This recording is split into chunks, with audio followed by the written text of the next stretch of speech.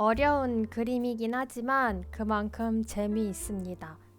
한 번쯤 그려보신다면 커다란 성장이 되는데 밑거름이 될 거예요. 안녕하세요. 스케치 먼저 해보겠습니다. 저는 거의 스케치를 하지 않았는데 아무래도 나무 형태가 잡기 어려우니까 여러분들은 완성본을 참고하셔서 꼼꼼히 스케치 하시고 시작하시면 됩니다. 가능하시면 안 하셔도 괜찮습니다. 오늘은 루벤스 730R45하고 8호 둘 다 사용할 거예요. 이렇게 전체 면적을 칠할 때는 큰 붓이 용이합니다. 3분의 1 정도 물을 듬뿍 묻혀주고요. 그 다음에 파란색을 아주 흐리게 만듭니다.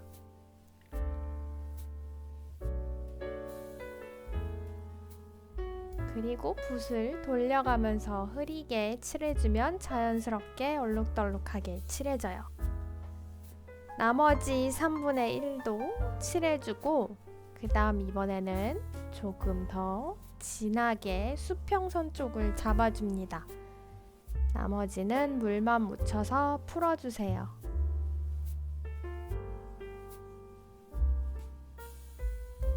보라색, 남색, 번트 시엔나를 섞어서 무채색을 만들어줬습니다.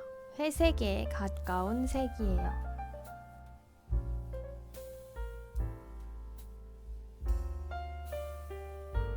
맨 아래 돌들이 쌓여 있잖아요. 나무가 있을 부분은 그냥 무시하시고 돌 모양을 스케치 해줍니다. 그리고 바다와 맞닿아 있는 부분은 다 회색빛으로 칠해줬습니다. 바위 형태도 한번 채색해 주겠습니다. 위에서 빛이 들어오니까 옆면만 어둡게 한번 살짝 표시해 주시면 됩니다.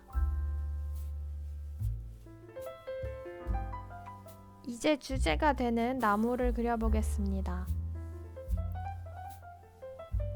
우선 나무 기둥 전체를 한번 물을 많이 섞은 갈색으로 채색해 줄 겁니다.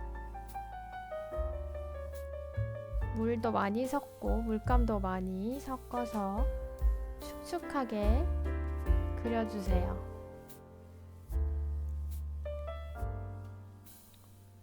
물을 많이 섞는 이유는 이따가 어두움을 중간에 덧칠해 줄 건데 그때까지 이 물감이 마르지 않아서 그라데이션이 잘 번질 수 있게 하기 위해서입니다. 만약 물감이 다 말라버리면 다음에 덧칠한 게 번지지 않아서 그라데이션이 예쁘게 그려지지 않겠죠.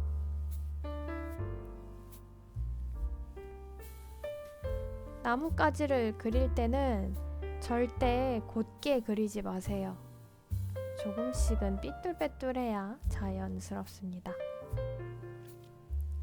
이제 아까 말한 대로 마르기 전에 어두움을 조금 주겠습니다. 빛이 왼쪽 상단에서 온다는 가정이기 때문에 오른쪽 하단 위주가 집중적으로 어두워집니다.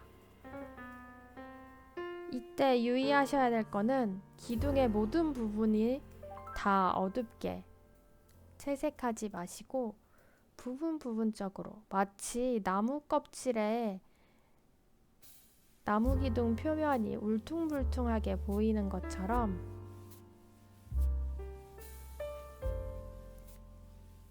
부분적으로 칠해주세요.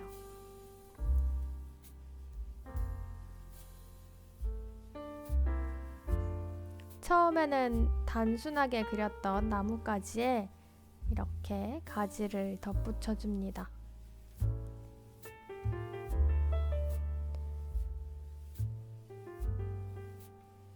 나무 잎을 그릴 때도 물을 많이 섞었습니다.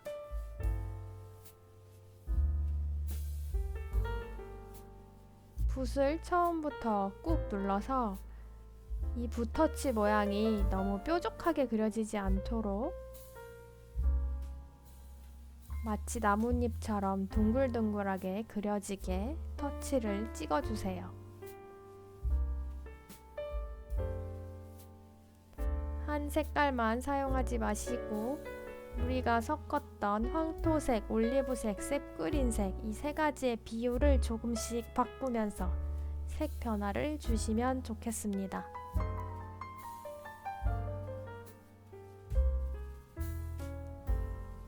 그리면서 우리가 아까 그려놓았던 갈색 나뭇가지가 조금 지워져도 괜찮습니다. 아까 우리가 만들어 놓은 색에 반다이크 브라운과 프루시안 블루를 조금 더 섞어서 짙게 만들어 줬습니다. 나무 기둥 그렸을 때처럼 오른쪽 하단이 어두워지게 다시 한번 채색해 줍니다.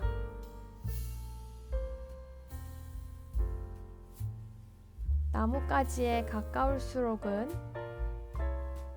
점들이 촘촘하게 붙어 있고 나뭇가지에서 멀어질수록은 점이 작아져야 합니다.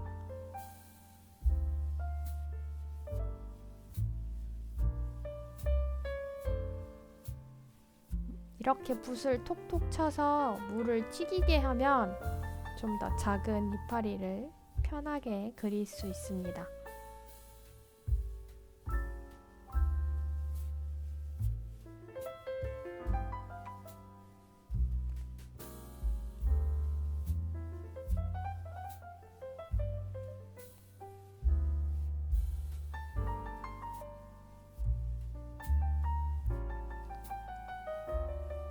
나무잎을 그리면서 나무 기둥이 좀 지워졌으니까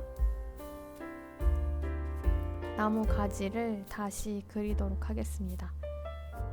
그리고 실제로 수채화가 마르면서 색이 좀 옅어지거든요.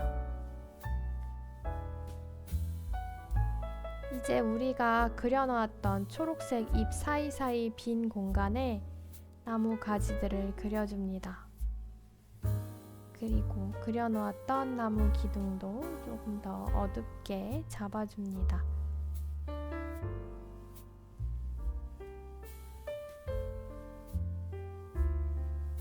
아까 처음에 그렸던 나무가지들은 나뭇잎에 살짝 가려진 느낌이고요. 지금 그리고 있는 나뭇가지들은 나뭇잎 사이사이로 보이는 짙은 나뭇가지입니다.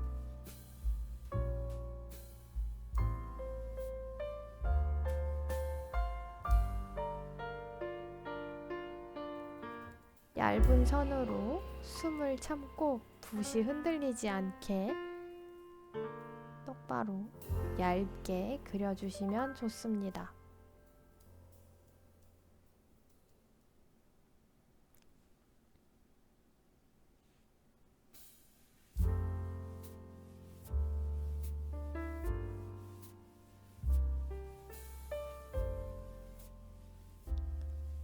작은 나뭇가지를 여러 개 그릴수록 그림이 풍부해져 보일 거예요. 이제 아래쪽에 잔디를 채색해 보겠습니다. 나뭇잎을 그렸던 색에다 연두색을 조금 더 섞었습니다. 물을 많이 섞어서 잔디가 있어야 할 부분을 모두 이 색으로 칠해줍니다.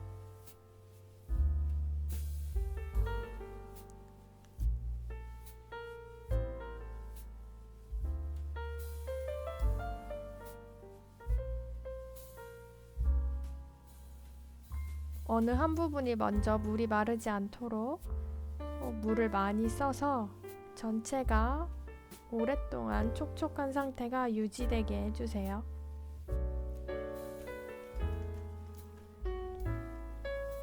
이제 짙은 초록색입니다. 나무 근처부터 이렇게 어둡게 만들어줍니다. 지평선 쪽은 잔디를 길고 얇게 그려주고 이렇게 아래쪽은 뭉툭하게 대신 세로선을 그어가면서 잔디를 표현해줍니다.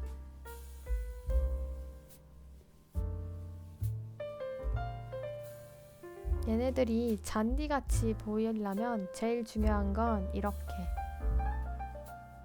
이 바위 사이사이에 그리는 나무가 아니라 잔디가 중요합니다.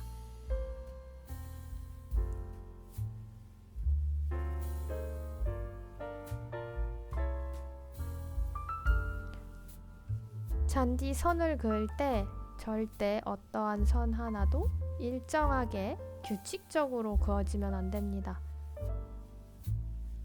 어떤 거는 두껍고 어떤 건 얇고 짧고 길고 다 다르게 선을 그어주세요.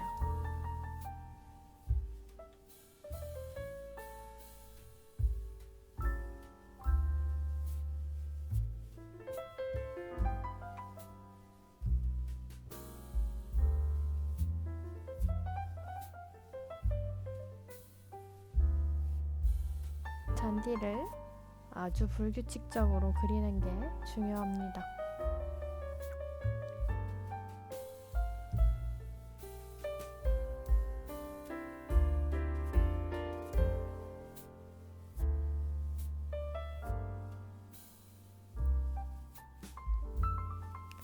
아까 말씀드렸다시피 이렇게 바위 틈 사이사이에 있는 잔디를 잘 그리는 게 제일 중요합니다.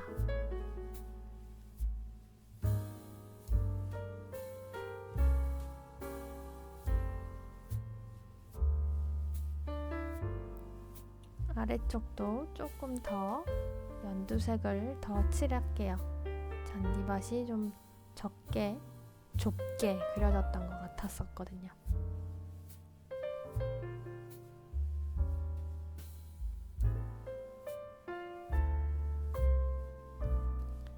다시 한번 거의 검은색에 가까운 짙은 색을 만들었습니다.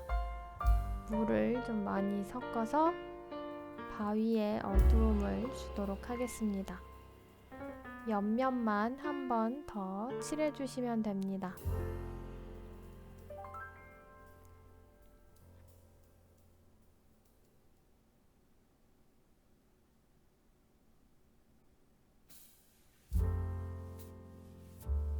윗면이 너무 하면 이상하니까 살짝 아주 흐리게 한 번 덮어줬습니다.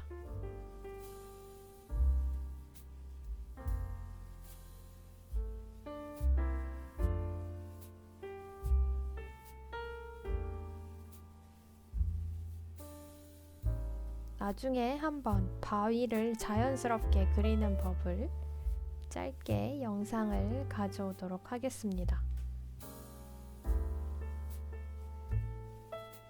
왼쪽에 잔디를 많이 그려줬는데 오른쪽은 너무 휑하니까 이번에는 조금 긴 잔디를 그려보겠습니다.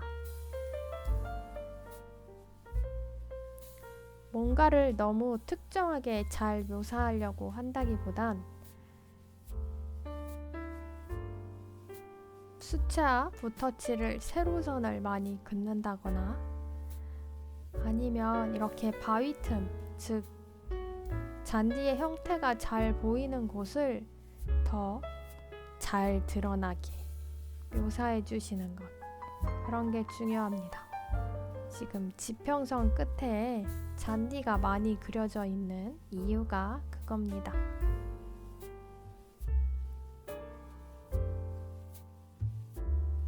즉, 눈에 잘 띄는 부분만 잔디로 잘 묘사해줘도 나머지는 다 뇌가 알아서 잔디로 인식할 거예요.